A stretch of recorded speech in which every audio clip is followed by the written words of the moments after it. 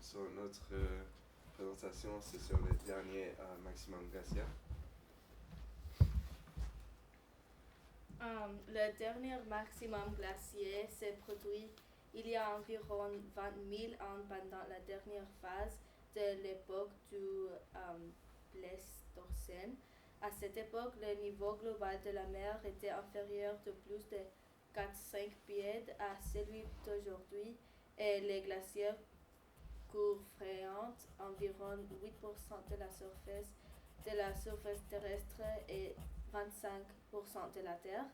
L'histoire de la Terre a connu 4 grandes glaciations, une au cours de l'Archéenne et du Protérozoïque précoce, il y a environ 2,5 milliards d'années, une au cours du Protérozoïque tardif, il y a environ 700 000 d'années, une autre au Pennsylvanie, il y a environ 3 millions d'années, et la plus récente, la glaciation du Pliocène quaternaire, il y a 20 millions d'années. Les calottes glaciaires ont atteint leur maximum à travers le monde après une période de refroidissement global causé par les variations de l'orbite de la Terre autour du Soleil. La plus récente période glaciaire avait une température de 46 degrés Fahrenheit. Les calottes glaciaires continentales s'étendaient jusque dans les régions de latitude moyenne de l'Europe et de l'Amérique du Nord, atteignant au sud les villes actuelles de Londres et de New York. La température moyenne annuelle mondiale semble avoir été d'environ 4-5 degrés Celsius. Ok, ça c'est une carte avant et puis maintenant. Et je vais juste décrire un peu la carte, ce qui est différent. Et maintenant on peut voir que c'est beaucoup plus chaud en général. Et aussi au nord, il faisait très froid avant. Et puis maintenant, il fait assez chaud. C'est comme si ça a bougé comme ça, c'est tout chaud.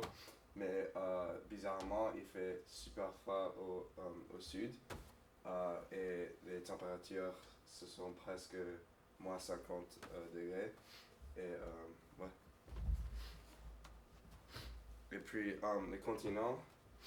Et pour ça, le glacial, je sais pas comment dire, le glacial, comme les parties où ça, c'est... Les glaciers. Oui, où ils sont 91% en Antarctique, 8% en Groenland. Groenland. Ouais. Ok. En Groenland et moins de 0,5% en Amérique du Nord et puis 0,1 en Alaska, 0,2 en Asie et moins de 0,1 en Amérique du Sud, Europe, Afrique, Nouvelle-Zélande et Indonésie. Alors on peut voir que vraiment c'est froid, c'est au sud et puis un peu au nord, un peu au nord en Groenland et dans les pays très froids, mais pas vraiment dans le continent. C'est le mois de janvier avant, le maximum de 20 degrés et au minimum de négatif 20 degrés Celsius. Plus on a vers de la nord, plus il fait froid. Les températures baissent en général à 2015, les centres restent chauds, environ 20 à 30 degrés Celsius et l'extérieur reste toujours à moins de 20 degrés. En ce moment, il fait plus froid qu'avant. Pour le mois d'avril, au nord de l'Afrique, il fait plus chaud, environ 40 degrés Celsius. Au fur et à mesure que l'on se déplace vers le nord, les températures chutent énormément, un minimum de moins de 50 degrés Celsius. Plus on descend vers le sud, plus les températures basses, mais pas autant. La température la plus basse au sud était à moins de 10 degrés Celsius. Et à 2015, la température basse dans le monde entier, les pays qui étaient à 40 degrés Celsius sont maintenant à un maximum de 20. Les températures les plus basses augmentent un peu. Les plus basses qui étaient est d'environ moins de 40 degrés Celsius dans le sud. Et les températures chaudes restent dans le centre et à mesure que l'on va vers le nord et le sud, les températures passent. Ok, en juillet, les températures étaient un peu plus hautes qu'en janvier et avril, et la température en général c'était 7 ou 8 degrés. Et on peut voir sur la carte, il fait froid au nord et au sud, et au milieu il fait très chaud en Asie et au sud de l'Amérique. Et aujourd'hui, mais en 2015, mais aujourd'hui, le nord était aussi beaucoup plus chaud que le sud pendant ce mois. Et les températures les plus froides étaient tout au sud de la planète, où il pouvait parfois moins de 50 degrés. Et puis en octobre, la température n'était pas aussi différente que les autres. La température générale élevée de 20 près du nord de l'équateur et un peu d'Australie. Et la zone la plus froide est au Canada avec un minimum de moins 30 degrés Celsius.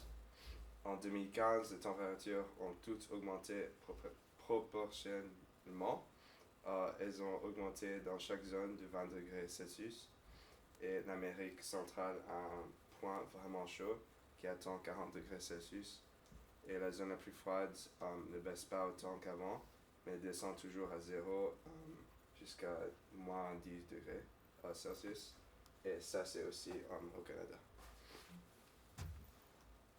Je trouve un animal qui est instinctif maintenant. Qui a disparu. Oui, qui est disparu. Ouais. Est une espèce de grand féline qui vit pendant la période glaciaire en Europe, en Asie et dans l'Arctique. Est une espèce étant de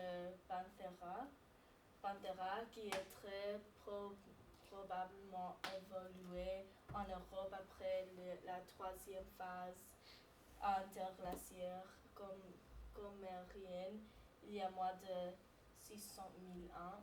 Non, il s'appelle Lion de Caverne. C'est tout.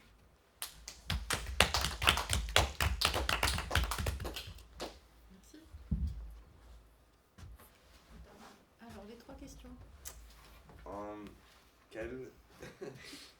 Quel était le nom de l'animal qu'on avait?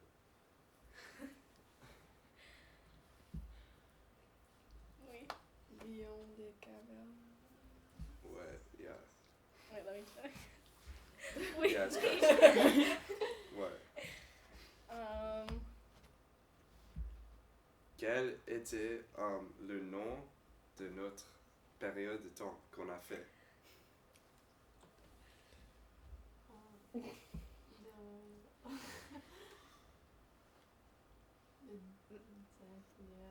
gros.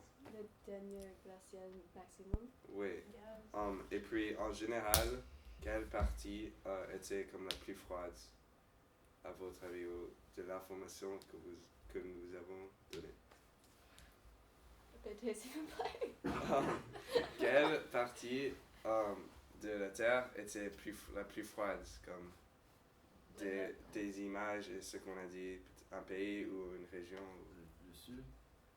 Ouais. Ouais. Any other answers? Linda. What? Linda. Oui. Ok. Bien. Cool. Alors, moi, j'ai une petite question juste. Comment était le climat de la France? C'est comme en Europe, c'est 20 degrés, non, 10 à 0 degrés Celsius. Ok. Merci.